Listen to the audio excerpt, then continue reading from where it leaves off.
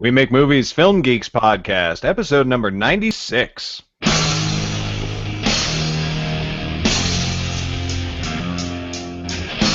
Welcome to the We Make Movies podcast, making the world a better place one film at a time. And now, here are your hosts, three aspiring sellouts, Chad, Michelle, and Garrett. Hello, everyone, and welcome to the We Make Movies Film Geeks podcast. Podcast is all about how to get your movie made, how to get it seen by other people, and how to get it awesome. I'm your host, Garrett Robinson. With me, as always, faithful co-hosts Chad Kukahiko, there being the Eye of God, and Michelle Lucadou, there being the Eye of Goddess. What's up, guys? Hell yeah. Happy close to Halloween. It's spoopy skeleton season. Happy Apple Film Challenge Day. Happy iPhone Film Challenge Day. How'd that go? Right. Well, I mean, amazing. Michelle should answer that. She was actually on a team. I was just there pretending to help. Well, Or just pretending in general.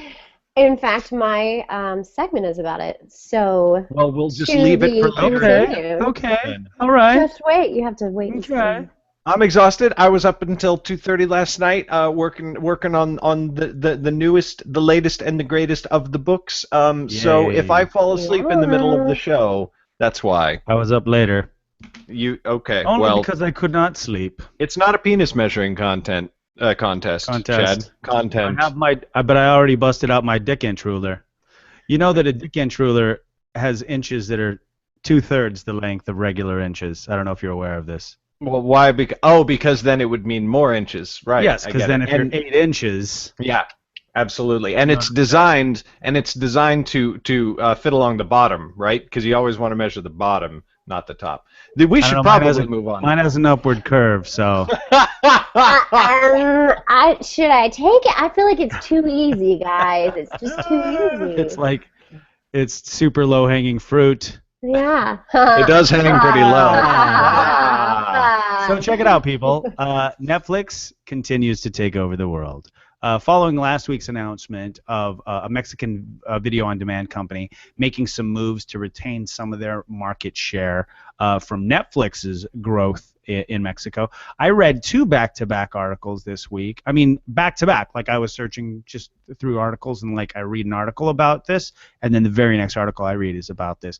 Both of them about, international markets where Netflix is starting to come. The first one was from Spain, and the second was from South Africa. Now, the Spanish company, the article was built off of a press release. They're claiming that they've got really impressive market share, and they're expanding while Netflix is starting to move in. The South African, on the other hand, was not from a press release, or rather it was from a report that they put out that basically said that they were kind of not doing well. While Netflix is supposed to be coming into South Africa sometime in 2016, which is extremely bad news for them, apparently. So little by little, Netflix seems to be moving into every international market out there, and how each market responds, or rather how each individual sort of local VOD company responds, is pretty much up to what else is going on. We'll start to see, I'm sure, how HBO, because HBO, as I said last week, is going into Mexico, following Netflix, etc., how that's going to start, so how HBO is going to start to filter into each of these international markets is also of interest, at least to me. So interesting times in the VOD world internationally. I will keep you updated, even if you don't care. Netflix is they are getting to be like a world dominating standard, like they need to adopt Google's corporate motto and just make sure they aren't evil. Well, I mean, Google, that used to be their motto. I don't know if that still is their motto. I'm not sure if I mean, once you reach a certain size, you're so big, it is what it is. You can't help but be evil, is that what you're saying? Yeah, you're inevitably perceived as evil as the larger of a conglomerate you are. I mean, that's certainly true. I don't think you can avoid that, but I think that I don't know. Some people think that Google's evil. I think that they're not that bad. I don't think they're. I mean, I love using them. I use them all the time. I love Android as well, but I don't it's inevitable that certain things are going to happen. It's just once you're that size, that's why, like, for instance, and I'll get into more of these details later, we make movies, never, ever, ever, ever plans to go public. We do not ever plan to go public. That is, and our model is basically we want to zero out each year. So, like, the shareholders will just chop up any profits, you know what I mean? And they'll just go to the individual shareholders, and by shareholders, Nice. necessarily mean, obviously, Yeah, because not buy public. shares, because you won't. I mean, the people who have been kind of it's a long process I'm not going to get into. But the point is, we will never be evil because we will never be big enough to be evil. Yay! I will step over to the nerd corner for the week. We have an official Star Wars Episode 7 poster. It's really awesome. It's really, really awesome. I have spent an inordinate amount of time looking at it. It's crazy. It's so pretty. It's not. There was this poster that was done a while ago by a guy who's apparently a really famous film poster creator, and I can't remember his name.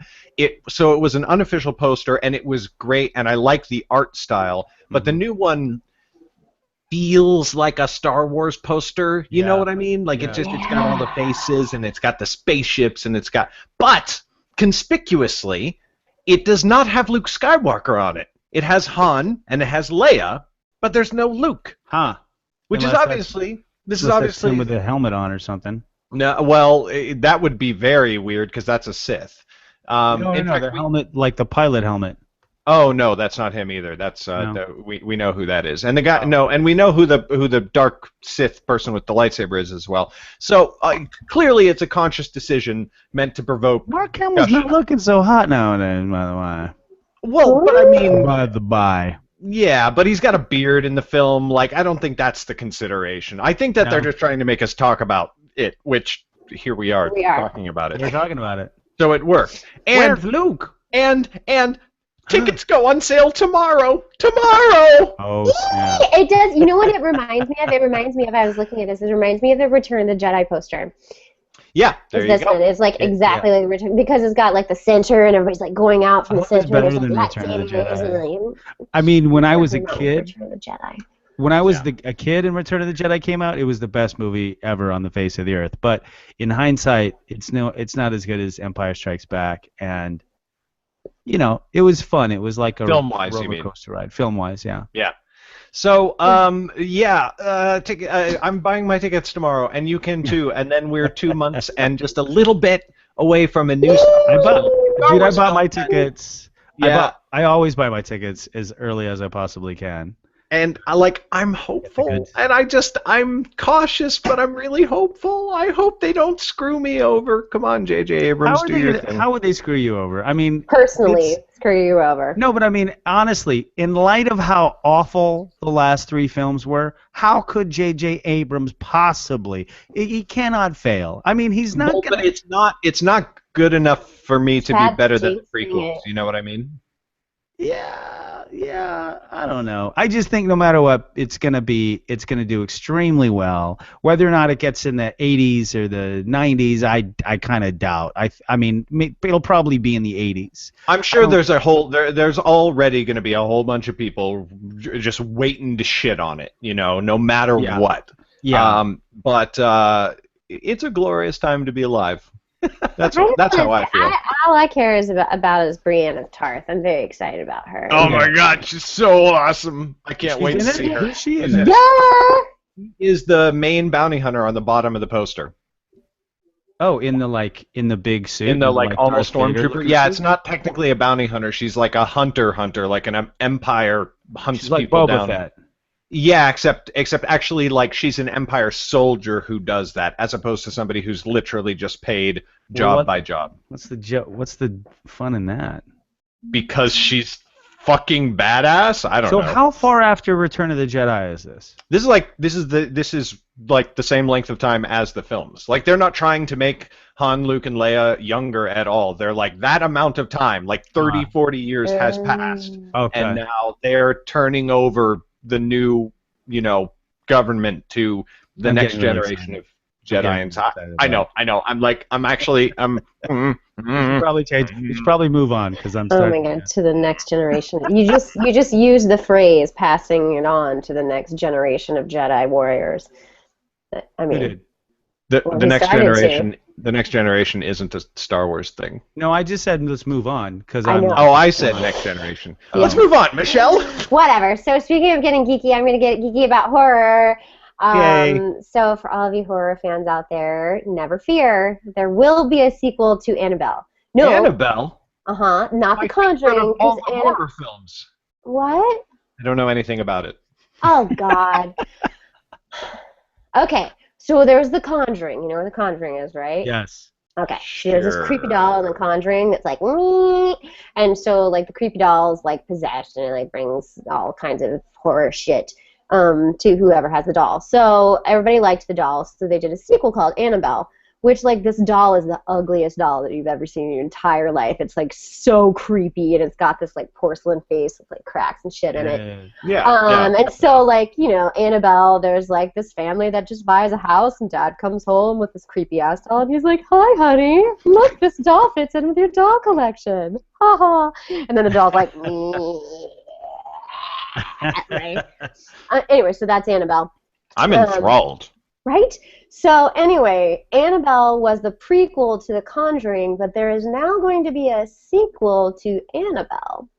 So I'm going to call it It's a prequel sequel? a midquel. Can I call it a midquel? You can. Midquill. Anyway, the I don't know. demonic doll will make her second solo bow in a film. It's in the works at New Line. Since the film earned more than $245 million worldwide with a $6.5 million budget. What? That's madness. That's amazing. We win, so they should just make a lot more possessed doll movies and just keep making money. That's what I've been saying for years. We need more. Must have more possessed dolls. Yeah. Chucky. Right, Chucky. I mean, Right. like, Chucky made some money. That's right. So they're currently on, the only person that's currently on board is Gary Dauberman, who was the writer for Annabelle 1, I guess. Yeah. So, yeah, then there's also, like, a sequel to The Conjuring that is, like, in the works right now called the Enfield Poltergeist, which is happening in June. So there's like the midquel and the sequel of The Conjuring and the prequel. It's very exciting. Midquel sounds like a spin-off medicine like NyQuil, but it's the middle of the day and you don't want to confront anybody. You just want to go into your room and pass out. Midquil! Because it's all too hard sometimes. Crimson Peak is not doing so well. Nope. That's Sadly. Oh, all of their I'm ads such a look big super fun. I haven't Nordo seen it. Floral fan. Yeah. Anyway, me too, it is but, a like, beautiful time to be alive. for horror fans. Yeah, the trailer didn't get me. I mean, it's horror, so I didn't expect it to, but it appears that it wasn't just me. Patrick, Did you see it, by the way? Huh? Oh, go. Charlie did you just- Capon did a thing for Crimson Peak. It was like Crimson Peak Awaits, I think, .com, and it's a lot of fun actually. It's a cool, and it got me kind of excited about the Crimson Peak Awaits. Yeah, check it out when you can. Sweet. It's really cool. It's got a bunch of like creepy ass content to kind of get you excited about the film. Patrick Duncan As well as the in the evil comments twin. suggested a new slogan for us and for the show. Geek me with a spoon. I think we should try it out a couple times during the show. Subtitle. Sure. Subtitle. Welcome to Geek Me with a Spoon. Oh, and there is an Evil Dead TV show, by the way. Really? There's a new Evil Dead TV show on Starz. No way. No. Yes. Really? Yes. No. TV Yes. show? Yes. Starring. Yes. I don't know. Hold up. Hold, please. Oh, I thought because you said and it stars. Oh, no, and on Starz. Oh, STARZ, gotcha. Starz, like the network. That's crazy. Yeah, it's very 'Cause I've exciting. been seeing It's called those- Ash versus the Evil Dead. Oh no, I have heard of this. I That's didn't. Bruce Campbell, I think. Yeah. Yeah, it's very exciting. Oh my God! I mean, so they you know got what? Bruce Campbell for it. So Well, yeah, I mean, like, That's oh, where wait, Bruce hold Campbell on. came from. This is No, this I know, is everything but about it right there. That is everything right there. That's That's awesome. why we want to see it right there. Uh-huh. wow. For those of you listening, there's Wow. just a beautiful picture of one of our favorite Well, I'm going to move on if you don't mind. Yeah, let's do it. So a funny little thing happened this week. This is what I call a little ditty about Martin Shkreli. I don't know if you guys recall. Sorry. Oh, dude, you should have told me you were doing a segment on him. Shkreli? The name. Yes, that's what it sounds like. So Shkreli, in case you don't know, is that complete POS, Big Pharma CEO, who raised the price of the HIV/AIDS drug Daraprim from $13.50 per pill, $13.50 per pill, to $750 per pill. This week, Shkreli gave Bernie Sanders' campaign $2,700.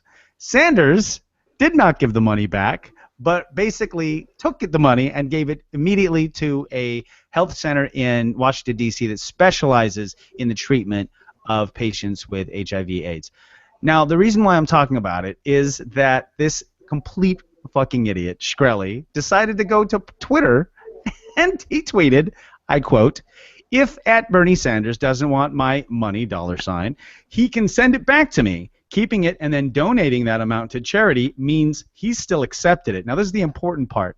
Shkreli gave it basically out with an outspoken, like, with an obvious, I don't know how obvious, but everybody's reporting there was obvious, and I'm trying to figure out if he was like, here's my money, I'd love to meet with you, Bernie. That's basically what he did, is he gave the money to meet with Bernie. Bernie will not meet with him, and instead took his money and gave it to an HIV. Now, then he went, Shkreli, like an idiot, to Twitter to think, I don't know, was he going to get people to sympathize with him? What is up with this guy?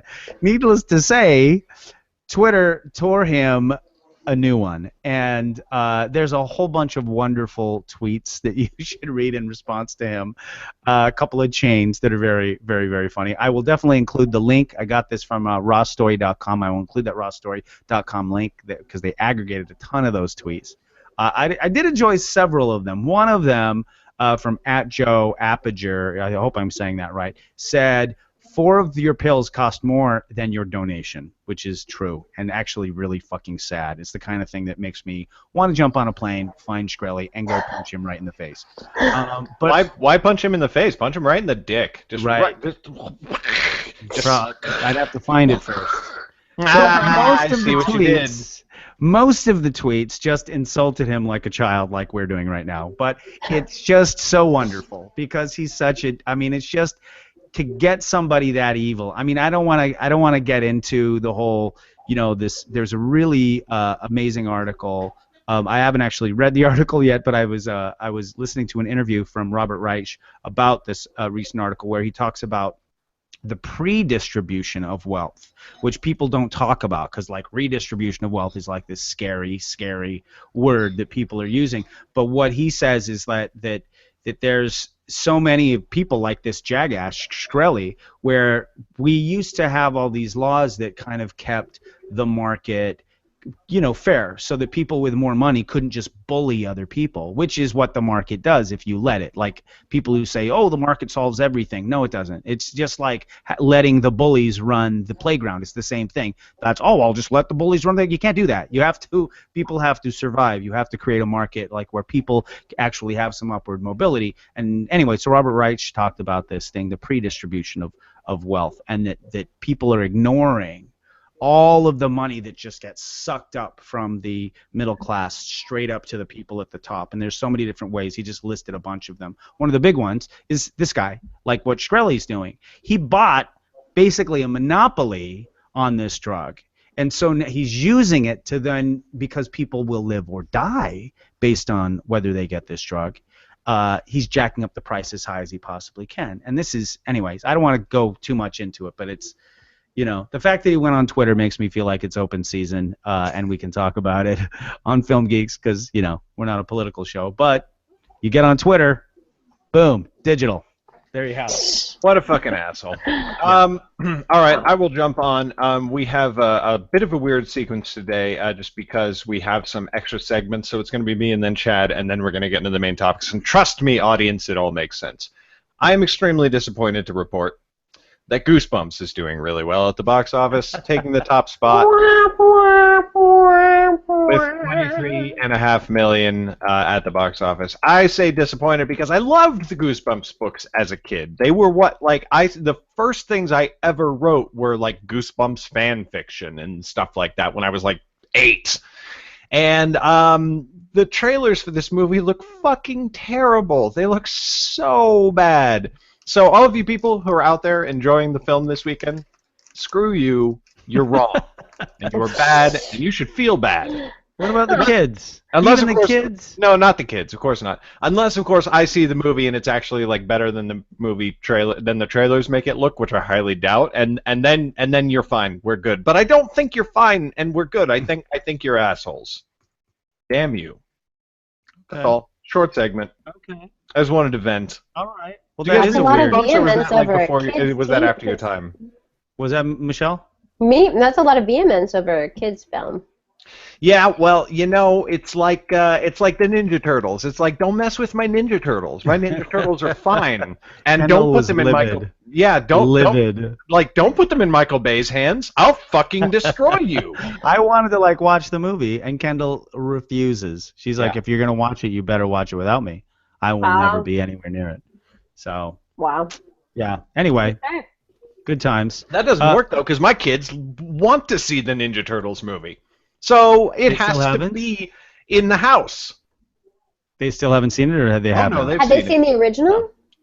Yeah. That's the only reason they had any interest. Okay. Oh well. Okay. Damn you, Hollywood. Damn you, Michael Bay. What's MU mean? He said damn you, not MU. I thought Damn you you. said MU. Damn you. I thought you That's created enunciating. a new thing.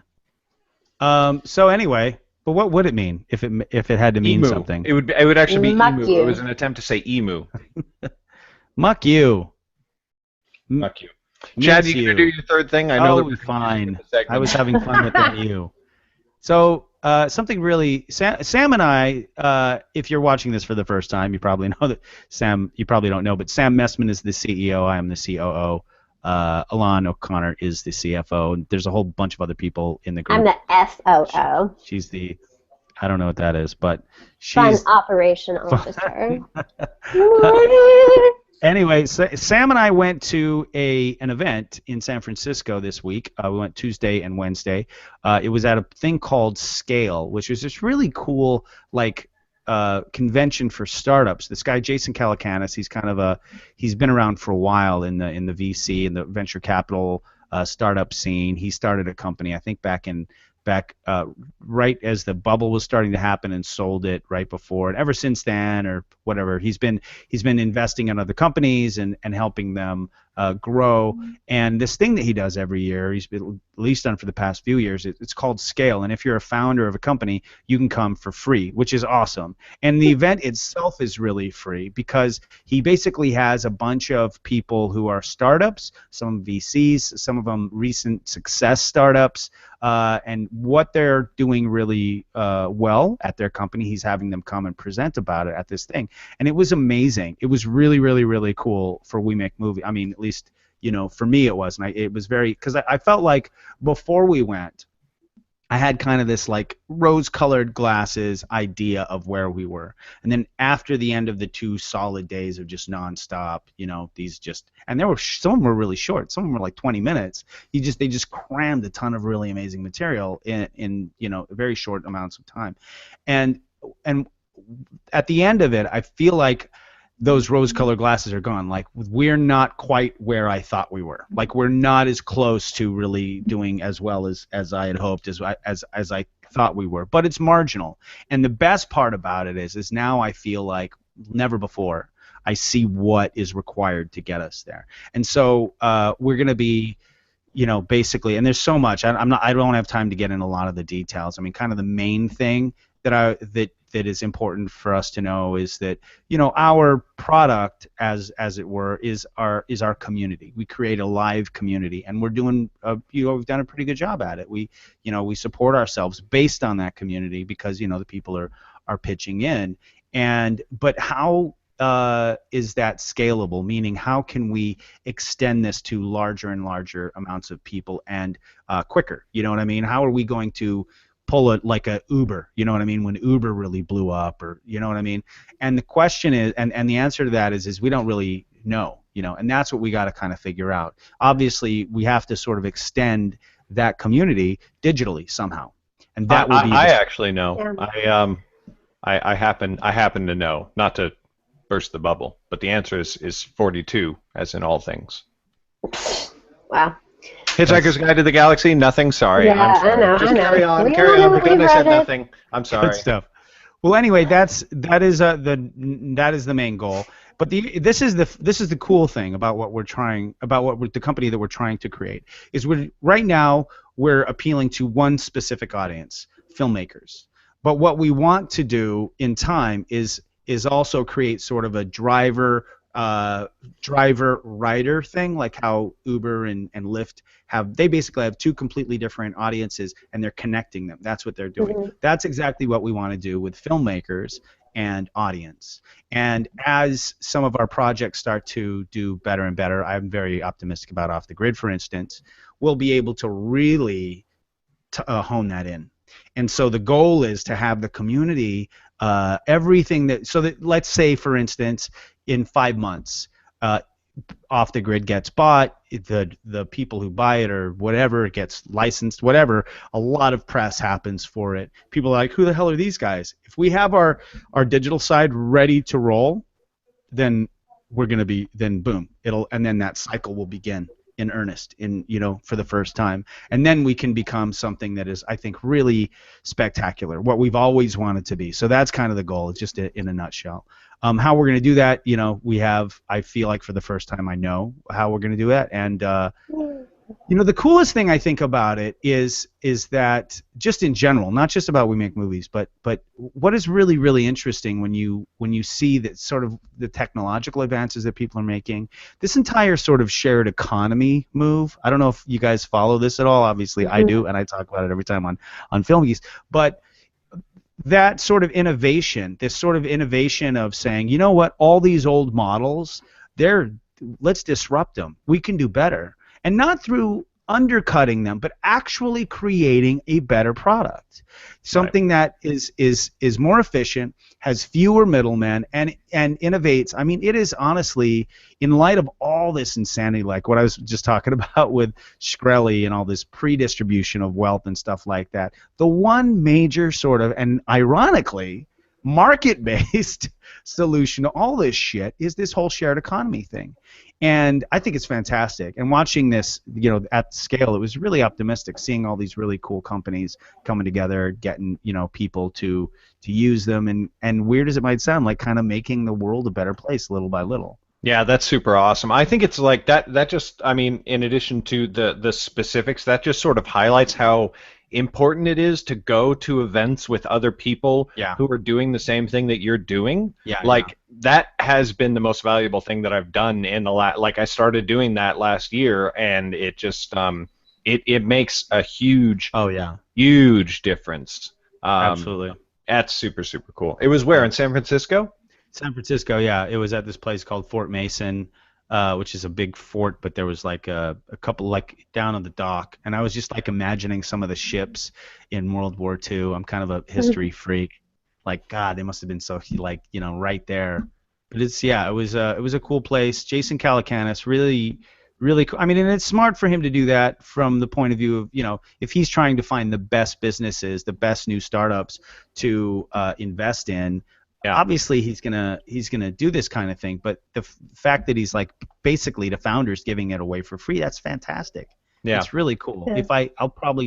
I'll definitely try to go again next year if we can, and hopefully by then we'll actually have enough progress that we could have something to present. That'd be great. Well, but you can't discount the progress that we've made already. We've made good progress, but the point is everything that we do is in person, and there's only so far that can go from a point of view of space. Not just space, but in terms of growth of business. Right. You know what I mean? And I mean, we have the really cool thing that we do have, and it just, if you know the history of the We Make Movies values, you understand how almost entirely on accident that was. But it's so key to how all of these businesses. There's some of these startups that they know their product. I mean, it was hilarious. IBM, a guy from IBM gave a speech, and he didn't. I mean, they were clearly just trying to get IBM's name up there, because he was like not really talking about a culture. His thing was like how culture can crush you, and and he was like not even talking. He never said values once. And everybody else there. It was funny because I was giving. He was one of the sponsors of the event, and on this thing called Slack, they had this. It was like a little chat room. I kept asking the guy questions like, "Well, what about values? You're not talking about values," and they would never. They just ignored my question every single time.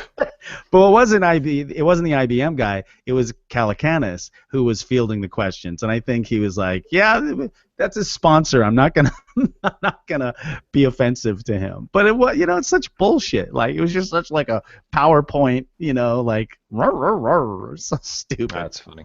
Yeah. Well, let's get into the main topics. Michelle. Yeah. Yeah, well, as promised, wanted to talk about the Apple iPhone 48-hour film challenge, which was this weekend.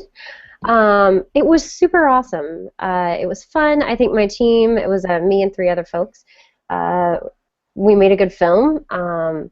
It was Apple welcomed us in. We got to go down to the briefing room, and they gave us all their cool shit to make movies with on the iPhone. Like we got lavs and mixers and the world's lightest 9-foot boom pole and everything that fits into your Apple phone 5 or 6. And then we went out and made films and came back, and we this morning spent some time in post with the fabulous Sam Messman, who knows everything. I learned a lot today. It was really great. It just got me thinking this is huge. This whole Apple, or this whole iPhone camera, not even iPhone. I mean, obviously, I'm sure Androids have great cameras too. But this being able to make not quite as films on your camera, on your mobile device, which makes filmmaking available to everyone, which is great. But also a little bit scary and weird in a way. It's I mean, for the longest time, filmmaking was something that was kind of precious, and I remember the days when filmmakers had to go out and spend tens of thousands of dollars on their short film and hope to be recognized, to be the next Spielberg, to move up from there. And now just anyone can go make a film, which is great. But I don't know, will Robert Rodriguez be shooting his next feature on his iPhone? Maybe, probably. It's exciting, but I just wonder about it kind of, I don't want to say cheapening the art of filmmaking, but changing filmmaking. I think the cool part about it though was that we had a script. We showed up yesterday morning. You got a bunch of equipment you'd never touched before, basically. All the labs and all this stuff. Mm-hmm. And you got the walkthrough. And then you went out and you shot, and you came back just hours later. And then we started editing and finished it today, just a few hours ago. And now we're going to screen it tonight. I mean, that's cool. Sam looked around, and he said something to me one point. He was like, look around. I was like, what? Everybody, you guys were all editing. He's like, how many of these people do you think knew how to edit earlier? And do you think that this would have been, he's like, do you think this would have been possible if we had set them down at Avid workstations or Premiere workstations, no way. A lot of these people never edited before. They come in, shoot a thing, the next day it's done, that very night we screen. That's pretty cool. I think, the whole point is that recording on mobile devices is primarily for people who have no other means. Do you know what I mean? This is what they can do. And it's not that that's your choice. It's just the proof is that, for a couple $100 here and there, you can turn your phone, add it to your phone. You can turn your phone into a device that can, can be recording for all kinds of. It just broadens the road so that more people can fit. It doesn't filmmaking has never been about the technology, because the best technology in the world produced Green Lantern, and the worst technology in the world at the time produced El Mariachi. You can't. It doesn't. It doesn't. Tons of amazing Dogma films too. You know. Yeah, totally. Yeah. It's never been about the technology of the camera. It's always about It's always about the skill of the mind behind the camera. Yeah, yeah. And if you know, like there are kids, frankly, who are millionaires off of 6-second vines, and all of those are made on their phones. You know, maybe one day they start editing their vines on their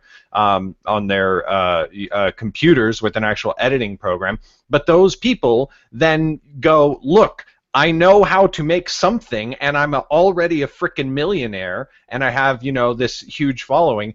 Give me a film career, and they get it. Like, one of my favorites is this guy named King Batch, and he's a fucking hilarious viner, and now he's a TV and film star. He's in TV shows and movies all the time, and every time a new thing of his comes out, he always releases a vine, and it's the same vine. It's somebody else holding the camera, filming his television with him playing on it, and then they turn to see him, and he's just doing this crazy like like happy dance, and that's how he promotes his own stuff that he's got going on all the time. And like those vines are just all the time, vine after vine after vine of him being on stuff. And so I saw this interview with somebody who was talking about how they had talked to all of the top Viners, all the top Instagram video people, and saying that they all do their video with like very, very, very few exceptions in camera or in iMovie. That's it. Yeah, exactly. Yeah. And like even the ones that do like edit, most of them edit on their phones. Like they just they just do a little use the iMovie mobile app. Right, absolutely. And so like opening it up so that like you could film a short film on your iPhone and whatever, you know, fair play to you. Like just go out, do it, see what you can make, start a YouTube channel, learn what the hell you're doing, because you don't want your first filmmaking experience to be with a red and a full lighting kit and a crew of 25 people. Like you just don't want that to be the case. No. Listen, there's a question that Patrick put on the site. He said, serious question, I have a hard time editing anything shot in an iPhone due to variable frame rate. Can you change that setting for a constant frame rate? I don't have an iPhone, but I've been asked to edit from them. I don't know the answer to that question. Variable frame rate? What? I don't know. You have an iPhone? Yeah. It shoots at 30. Or you can shoot slow-mo specifically, but I don't think it shoots a different frame. Maybe Patrick, if you are back in town yet from I think he's back in town already from Louisville. Was that it? I'll be here tonight. Oh, okay, cool. So you can, Garrett, if you're coming tonight, then the two of you guys can maybe talk. Or Patrick, you should be able to talk to Sam about it too, because I mean, especially all the editing we just did on all 5 of these different films. So I'm sure he has an answer for you, but I don't think we have one for you, unfortunately. Fun. All right, well, I'm going to jump into my thing. I want to talk about film critique and artistic critique in general, which is a complicated topic. It's easy, and lots of artists do rag on critics as being, you know, like calling them like failed artists who are just taking their frustrations out on artists who have actually managed to make something. Sometimes there might be validity to that, but it's certainly not always the case. And there's a lot of really good film critics and venues for critique of films and publications that try to do justice to like the complex process of talking about the virtues and flaws of the film industry and films that are made within it. But sometimes I get a little bit of a big pen up my ass about product placement. Yeah. If he was getting paid. Episode of the We Make Movies Film Geeks podcast. Freebie. Big pens. The only pen I ever stick up my ass. Wake pens. The only ones I stick up my nostrils. Placement. What do you mean? There are critiques that I take a lot of exception to, and not just because I think that the critique is wrong, because if it's a critique, it's hard to say like wrong or right, but it just seems like it gives off this air of cluelessness about what it is you're talking about. And that's what I saw today in a film review over on The Guardian of a documentary film titled Black Panthers, Vanguard of the Revolution. It's I mean, 3 guesses what it's about. It's about the Black Panthers.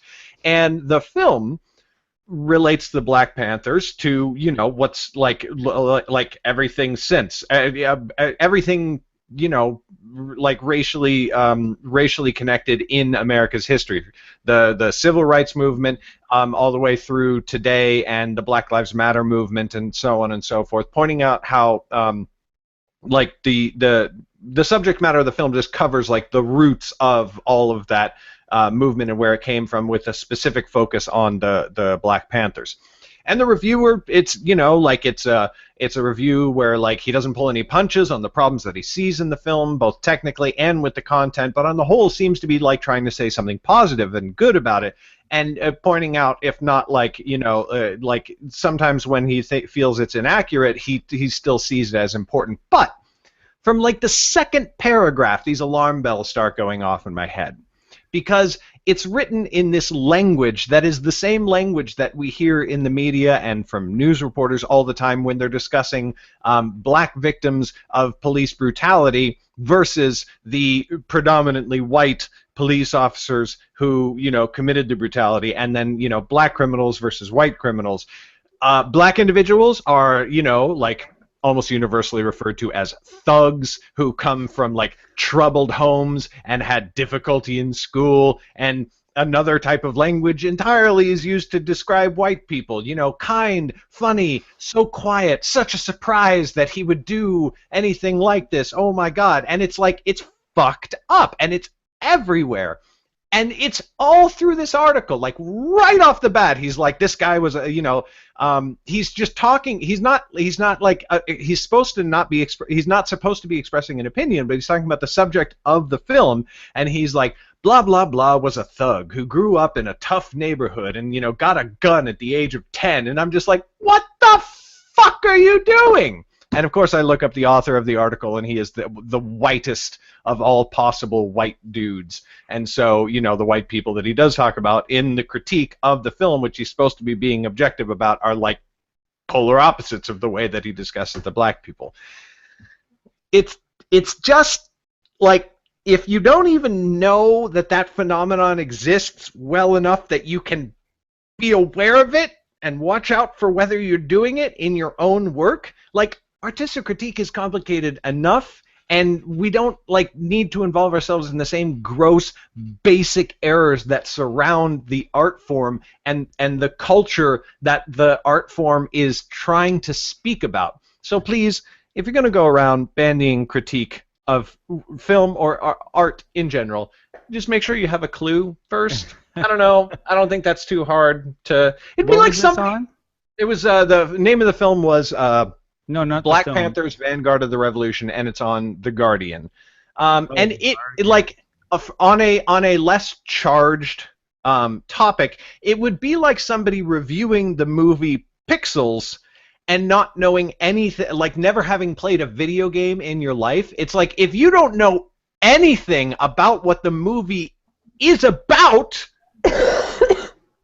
don't talk about it. Like, I don't know. I don't feel like you should tell people not to talk about it, but like, this is something that people talk about all the time, is the use of the exact language that like destroys and dehumanizes one class of people while simultaneously building up and pre-establishing the innocence of another class of people, and that's what you're doing in your critique. It drives me batshit insane. So it got a big pen up my ass today. I don't know if you noticed that.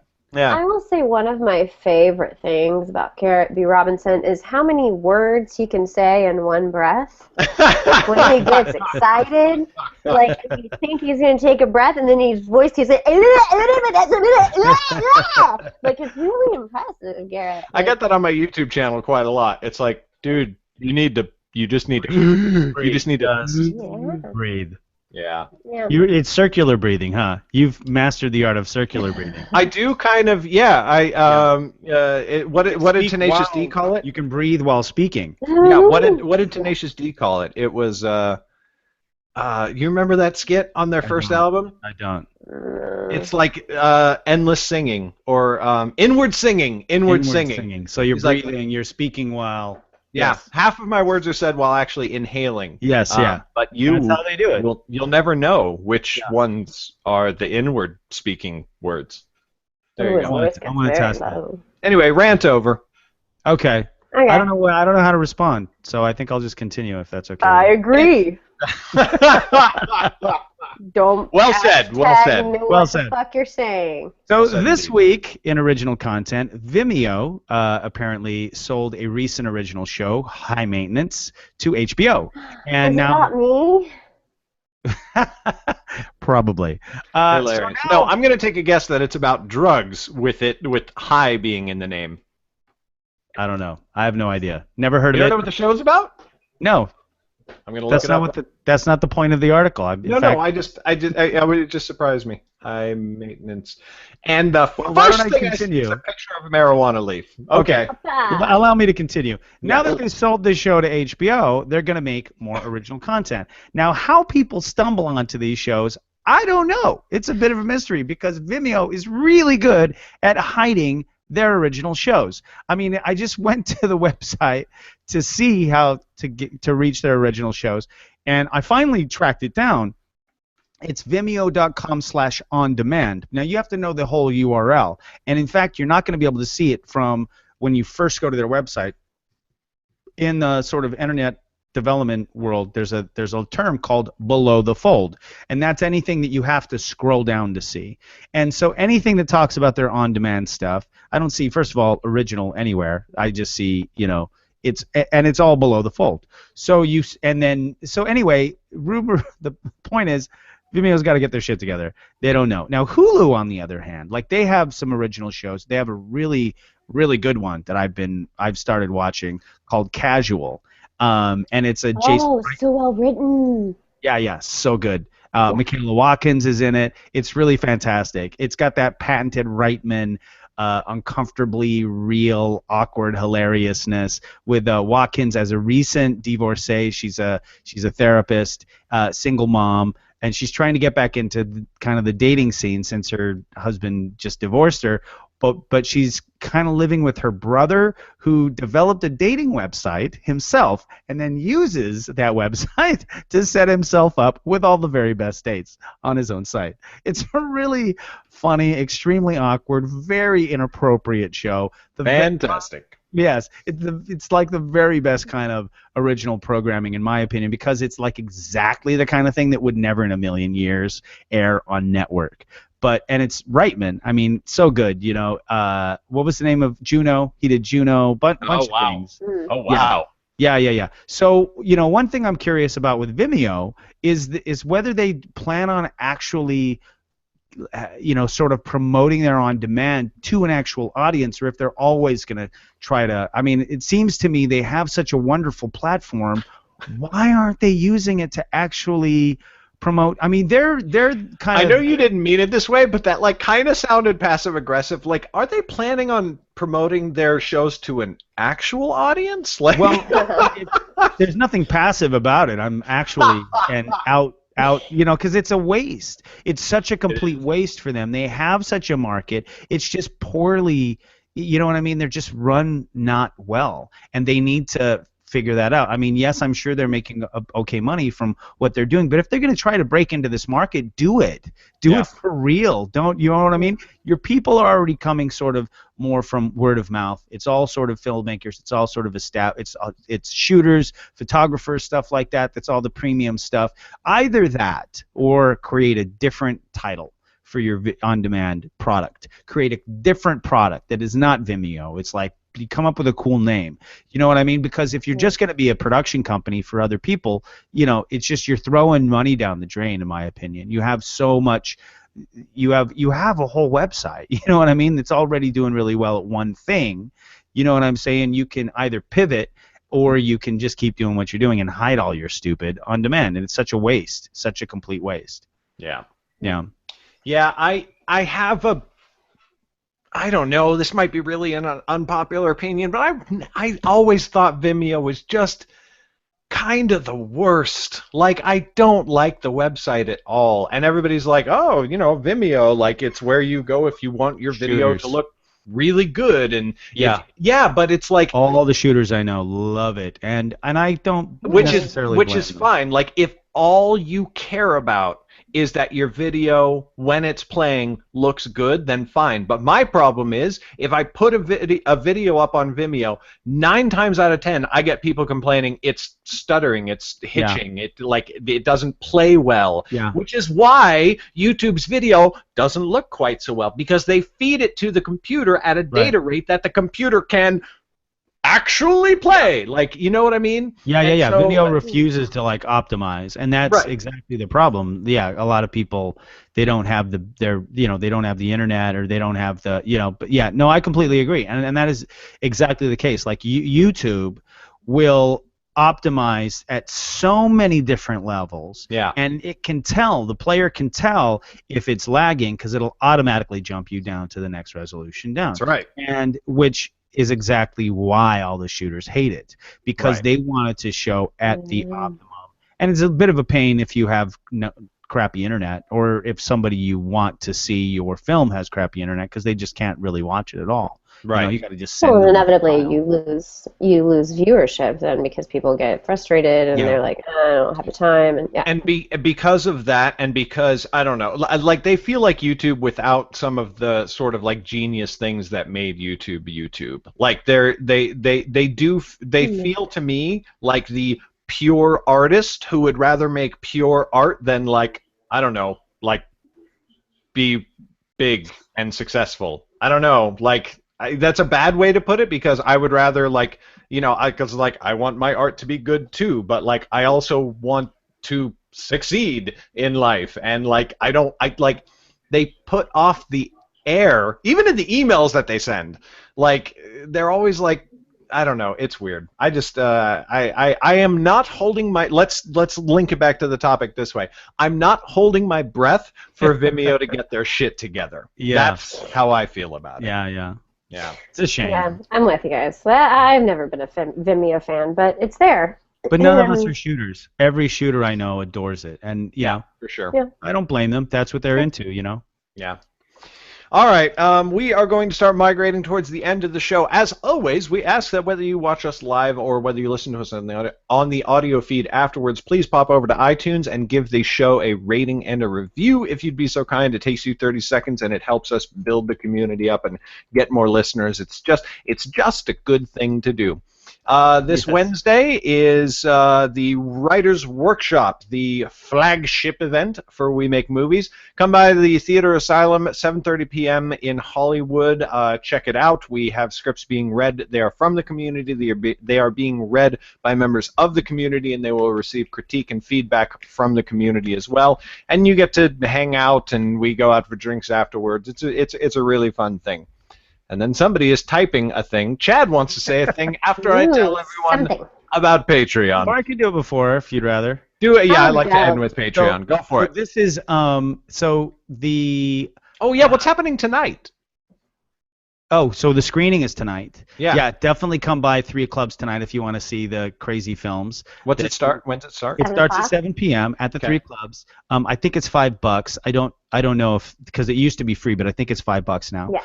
But it's you're gonna see all 5 of these crazy films that were shot in a day, plus a few films, like some classic films from We Make Movies past. Like The Interview is playing, Agnes is playing, and the new version, slightly edited version of what used to be known as Aunt Lena, it's now known as Frida's Turn. I'm interested in seeing that. Yeah, he's edited it a little bit. He kind of streamlined it. He took some advice. It wasn't getting the festival love that he thought it should get, so he re-edited it and is putting it out again, and now it's getting a lot more interest. I just want to say that the words edited and it were not meant to go together. You always sound drunk when you say it. And then he edited it. It's like the judicial system where you always sound drunk. I have to say edited it. Edited it. That's a whole different thing. Edited it.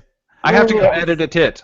Edit what? God, no, edit a tit. But anyway, what I was trying to say was that in like a week from Wednesday, we're going to start to read the scripts from the, I think it's a week from Wednesday, right? Yeah, it's a week yes. from Wednesday. We're going to start to read the semifinals scripts. We're going to have 3 nights of the semifinals from the Rolling Production Fund contest. So that'll be fun. Come check them out. Do any of us have scripts in it? I didn't submit anything. I was too busy. I did not submit. Parsing, yeah. I wanted to, but I was too busy parsing the scripts that people were turning in, so I just The reader. welcome my But life. I'm extremely excited to hear them. It's going to be fantastic. We're going to be making movies, guys. I think I read 7 or 8 of them, and they were all so different and so interesting and so great. So, I mean, any one of the ones that I read could have been chosen. So Great. I'm excited. I haven't read any of them, so anyway. And as always, we end by reminding you that We Make Movies is the only filmmaking community, so far as we know, that is supported by its community, and that happens through Patreon.com. Patreon is a voluntary subscription service. You know, crowdfunding sites like Kickstarter, Indiegogo, it's kind of like that, except instead of a one-time big funding push, you basically subscribe to support artists who create content that you really think is awesome, that they make free, and with a small part of the community supporting it, it's able to provide a whole bunch of free stuff for everybody else in the community, and we think that's pretty badass. If you agree with us, go over to patreon.com/WeMakeMovies, check it out, see all the benefits and awesome things that you get from perks, that's what they're called, from being a member or a supporter or a regular or any of the various what do you call it, giving levels that they have. Support levels, that's what it is. Use your words, Garrett. You can tell it's just like, boy, I'm barely clinging on. The coffee's gone, and I'm just clinging to consciousness with my fingernails. We end, as always, with things to know. I actually have 2 things. I only wrote down one, but I just remembered another one. Next Saturday, at the Man Chinese Theater in Hollywood, is being shown The Speech, a We Make Movies film written by Brian Gaskell and starring Brian Gaskell and co-directed by me. It's freaking awesome. I'm really, really proud of that piece. And it's going to be at the Man Chinese. Like, holy crap. There is no cover. There's a 2-drink minimum. And What? Wait, Man's Chinese? Yes. What? Since when is it like a cocktail bar? What? Oh, it's better. They have a bar inside. Yeah. 2-drink minimum inside a movie theater. Uh-huh. What? That's crazy. I know, I've right? never heard of that. So that's pretty cool. I forgot to write down the time, but I'm reasonably certain it's around 2. But there's a Facebook event. Go for, if you go to Facebook and search The Speech, Man Chinese Theater, you will find it. And it's pretty freaking exciting. I'm looking forward to it. And then, lastly, tomorrow, speaking of crowdfunding, is the beginning of the Kickstarter that I mentioned last week, a app for storytellers called the Story Shop app. It is basically a world building and plot outlining app. It allows you to build and create characters, locations, plot elements, world building if you're doing, more like speculative fiction type things. It's a really incredible app. So if you go search Kickstarter for Story Shop tomorrow, as of the date of the recording, basically October 19th is when it's going live. So check it out. Whether you're a filmmaker, a writer, pretty much any kind of storytelling creative, I think it's something that you're going to like quite a lot. So check it out. Awesome. So I have a few quick things to know. First of all, if you have not seen Larry David play Bernie Sanders in last night's SNL Cold Open, you need to Google that right now. Don't even listen to the rest of what I'm about to say. Just go watch it right now. You're welcome. I'm not listening. I literally Googled it, and I'm watching it right now. It's so funny. Also, if you have stuck around or if you've come back, come tonight. Come tonight to the 3 Club, 7 p.m. Watch these crazy 5 films that were made in less than 36 hours, and enjoy. And join us at the 3 Clubs. And then finally, Mr. Robot on USA. I had to break down and buy it on Google Play, and I love it. I'm glad I did. I wish they would find another way of getting it out there, but it's such a fantastic show. And Casual on Hulu, really, really good show. Check them both out. There you have it. Woo. I have one Fantastic. thing to know. My ballet blog, if you have not seen it, it's called balletthat'snotboring.com. Thank you, Chad. You're welcome. Ballet That's Not Boring has a Twitter, and it's at Not Boring Ballet. And whether you like ballet or not, or you are interested in it or not, the Twitter, it's just fun, lots of hot dancers that aren't wearing many clothes and inspirational quotes. I'm sorry, what? Say again? Yeah, exactly. At Not Boring Ballet. And then some Man Crush Where are all the Monday. dudes? There's some dudes. There's totally dudes. Every Monday we do Man Crush Monday for a male dancer. Anyway, check it out. It's really fun, and I like it a lot. Hey. Just as I found the video. So annoying. I'm going to have to watch it after the show. Oh, I but thought that you were is following my Twitter. no, but I did find an article where Bernie Sanders responded to the impersonation, and he said, Ooh, "I think send we're it to me." He said, "I think we're going to bring him out to the next rally. He does better than I do." And with that, we will call an end to this week's episode of the We Make Movies Filmmaking Podcast. Check us out on iTunes, and we'll see you next week. I'm Garrett Robinson. You can find me at garrettbrobinson.com. Chad can be found at superfrico.com, and Michelle is on Twitter at mlucadoo. We'll see you next week, everybody. Goodbye.